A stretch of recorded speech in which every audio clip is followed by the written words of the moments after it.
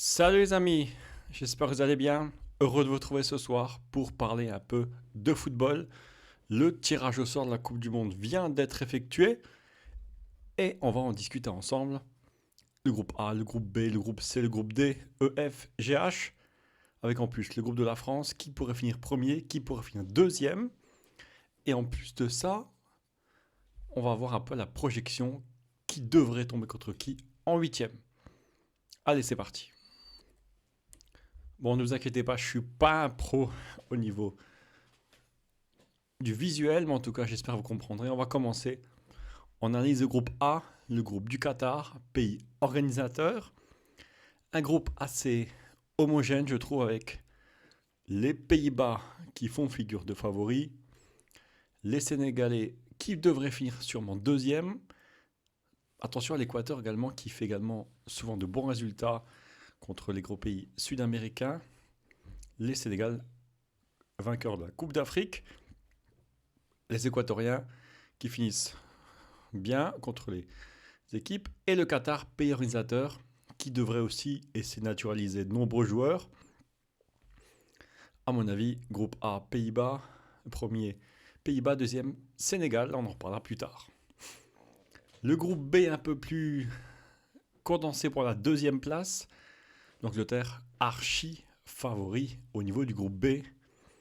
La deuxième place, alors on ne sait pas qui de l'Ukraine, de l'Écosse ou du Pays de Galles ira se qualifier, car vous savez qu'il y aura un double barrage, demi-finaliste Ukraine-Écosse, le vainqueur qui jouera contre le Pays de Galles. Comme je le disais hier, avantage normalement à l'Ukraine, ça dépendra aussi des conditions physiques de ses joueurs, mais entre l'Ukraine et le Pays de Galles, à mon avis, ça devrait se valoir. Alors l'Iran, pour moi, dans les dernières places. Les États-Unis, alors je n'arrive pas trop les cerner, ils peuvent gagner contre de nombreuses bonnes équipes, perdre contre des moins bonnes, alors la bataille entre les États-Unis et le deuxième pays européen sera décisif, sachant que le premier match, donc là c'est dans l'ordre 1, 2, 3, 4, les premiers matchs, par exemple Angleterre-Iran et États-Unis contre le vainqueur européen, devraient déjà donner une idée de qui va finir deuxième. Le groupe C, le groupe D, notamment le groupe de la France, sachant que les vainqueurs des poules A affrontent les B, C, D, etc. Donc la France, si elle se qualifie, jouera obligatoirement contre le groupe C. Un groupe C où l'Argentine aussi est archi favorite et l'Arabie Saoudite, inversement, très faible par rapport aux 2-3 autres nations pour la deuxième place. En Mexique-Pologne, il y a Lewandowski à la Pologne, Mexique qui est toujours placé en huitième, mais jamais gagné en huitième. C'est possible. Et pareil, le match Mexique-Pologne de la première journée sera déjà décisif, à moins qu'il y ait des matchs nuls et qu'il fasse le goal average, la différence de but pour départager ces deux équipes. Il faudra marquer des buts contre l'Arabie Saoudite. Le groupe D, avec, comme d'habitude, le France-Danemark. Souvent, on a un France-Danemark depuis des années. Il a été souvent bien géré, sauf en 2002 en Corée, contre les Zidane qui était un peu blessé, Zidane et compagnie. En tout cas, la France, groupe D, archi favorite. La deuxième place, alors, c'est compliqué. La Tunisie, peut-être en dessous des autres. Alors, le vainqueur Émirats Arabes Unis contre Australie. Une petite pièce sur l'Australie qui devrait jouer le Pérou. Le Pérou devrait, à mon avis, se qualifier. Alors, le Pérou, que vaut-il par rapport au Danemark? C'est la question, mais aussi, je pense que le Pérou ou le Danemark sera à la deuxième place.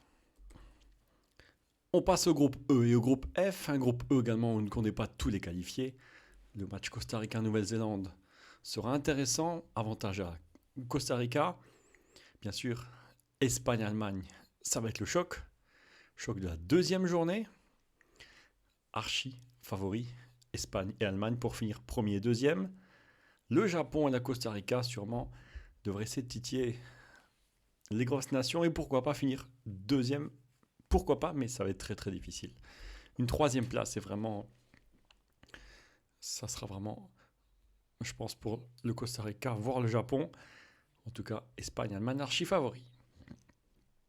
Groupe F, également, le choc entre les deux pays européens, les deux pays qui ont été au moins demi-finalistes de la Coupe du Monde il y a 4 ans, et les deux pays qui ont été battus par la France, la Croatie en finale, la Belgique en demi-finale.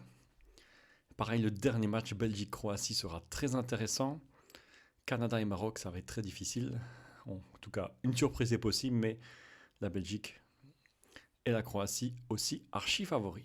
Sachant qu'il devrait y avoir, donc on verra après, 2 huitièmes 100% européens, Espagne-Allemagne contre Belgique-Croatie.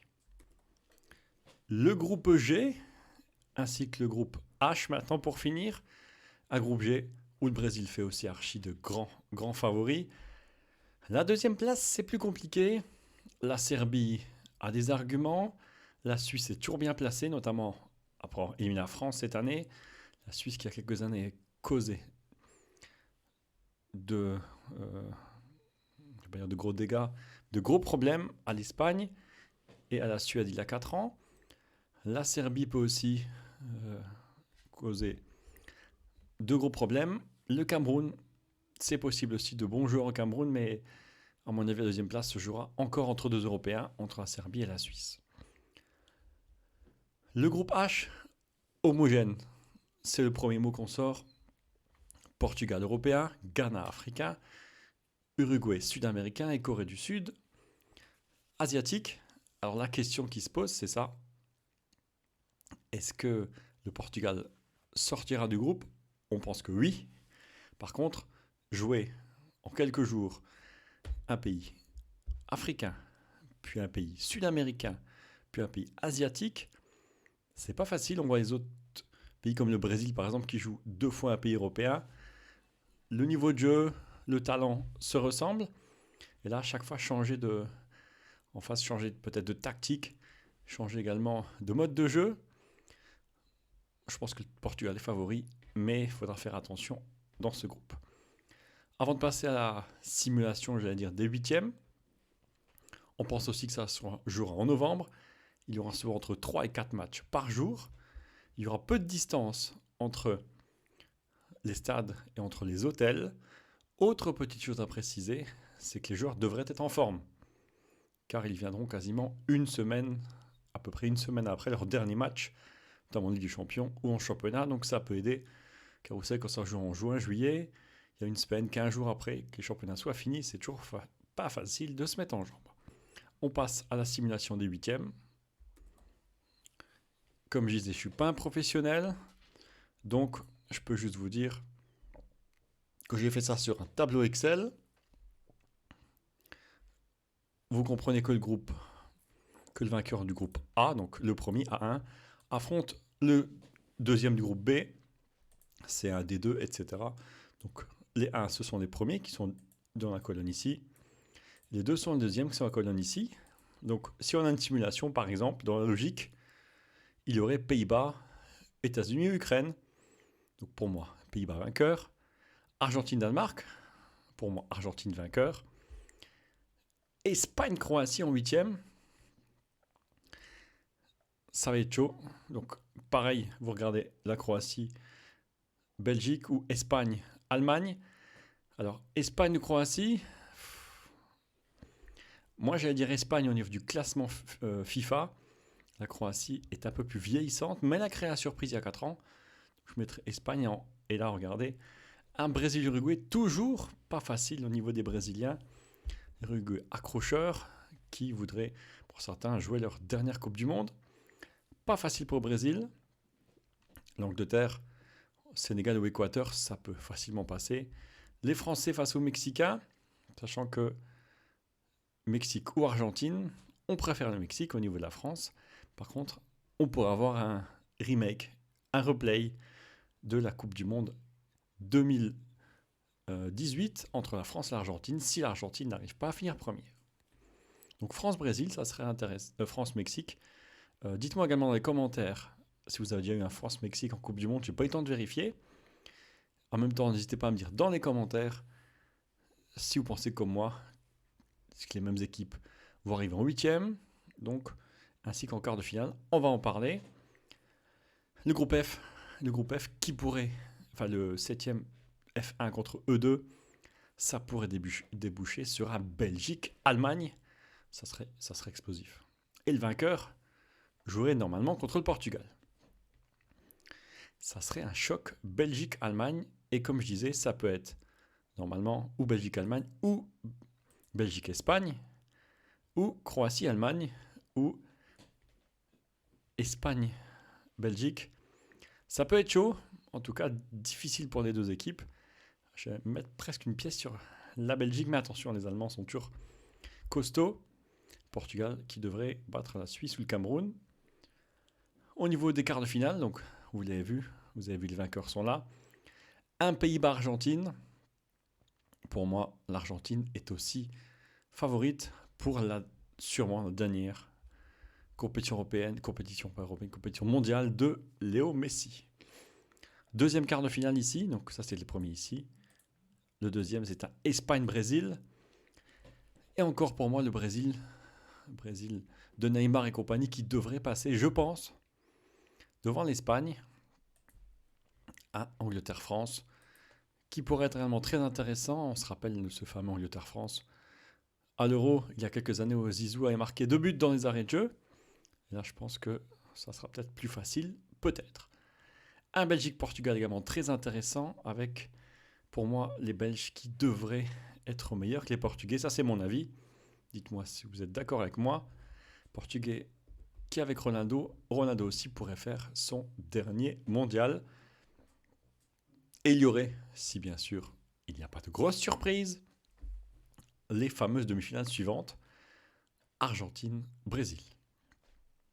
100% sud-américaine contre une demi-finale 100% européenne, France-Belgique. Et ça serait la même demi-finale qu'il y a 4 ans. Alors qu'est-ce que vous en pensez? Dites-moi. Pour moi, ça devrait être logiquement comme ça. Après Argentine-Brésil qui gagne, France-Belgique aussi. Je n'ai pas envie de froisser mes abonnés belges. En tout cas, on verra ça dans quelques mois. On voit aussi ici que vraiment le Belgique-Allemagne, le Espagne-Croatie peut être également très très intéressant. Je vous remonte les groupes. N'hésitez pas également à mettre pause, à noter. Je n'ai pas pu également mettre tout sur la même page, ça faisait un peu petit. Je n'ai pas les drapeaux, donc vous voyez. On va refaire pour une fois dans le désordre. Groupe H, Portugal, Ghana, Uruguay, Corée du Sud. Donc n'hésitez pas, comme d'habitude, dans les commentaires à me dire chaque pays peut-être qui va gagner, qui c'est qui va premier et deuxième. Groupe G, Brésil, Serbie, Suisse, Cameroun. Ce sont les 4 qui ont été tirés dans l'ordre là. Donc pour moi c'est pareil. Groupe H, Portugal, Uruguay. Groupe G, Brésil, Suisse, voire Serbie. Ça c'est difficile pour moi, mais ça va être difficile entre Suisse et Serbie. Bon, ça c'est à vous de me dire aussi. Le groupe F, Belgique, Canada, Maroc, Croatie. Le duel pour la première place entre la Belgique et la Croatie, bien sûr. Groupe E, Espagne, Allemagne, Japon, plus le vainqueur de Costa Rica, Nouvelle-Zélande, avec les 2 Européens qui devraient finir dans les 2 premières places, Espagne ou Allemagne. Dites-moi également dans les commentaires s'il y a déjà eu un Espagne-Allemagne, ça ne me dit rien. Je ne connais pas tout par cœur non plus, donc n'hésitez pas à me le dire. Le groupe de la France, le groupe D, et souvent la France est dans le groupe D. France, Danemark, comme d'habitude. Tunisie, c'est aussi un match intéressant avec le vainqueur d'Australie, Émirats Arabes Unis, contre le Pérou, sûrement le Pérou. Le groupe C, aussi homogène pour la 2e place. Argentine, Arabie Saoudite, Mexique et Pologne. Choc de culture entre le Mexique et le Pologne. Et le groupe A et groupe B. Le groupe B, assez intéressant aussi avec Angleterre, Iran, États-Unis, plus un Européen, le vainqueur de Ukraine-Écosse qui affrontera le Pays de Galles. Avec aussi, peut-être, si le Pays de Galles se qualifie, le Pays de Galles de Gareth Bale qui pourrait jouer contre ses anciens coéquipiers anglais. Avec aussi un choc géopolitique, j'allais dire, Iran et États-Unis. C'est pas toujours les meilleurs amis. En tout cas, là, j'espère que ça se passera bien comme à la Coupe du Monde 98. Et le groupe A, groupe également très géographiquement différent.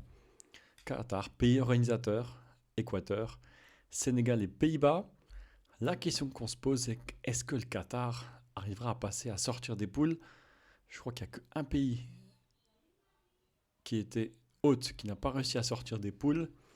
Je me demande si c'est pas l'Afrique du Sud en 2002. Précisez-moi tout ça dans les commentaires. Je suis pas une encyclopédie vivante, je peux pas tout regarder, mais vous êtes mes aides très précieuses. Et n'hésitez pas également à me dire dans les commentaires ce que vous avez pensé de ce tirage au sort. Il n'y a pas de groupe de la mort, je trouve. Mais ça peut être également très intéressant de voir certains matchs. Moi, le Pays-Bas-Sénégal, il me botte bien, quoi.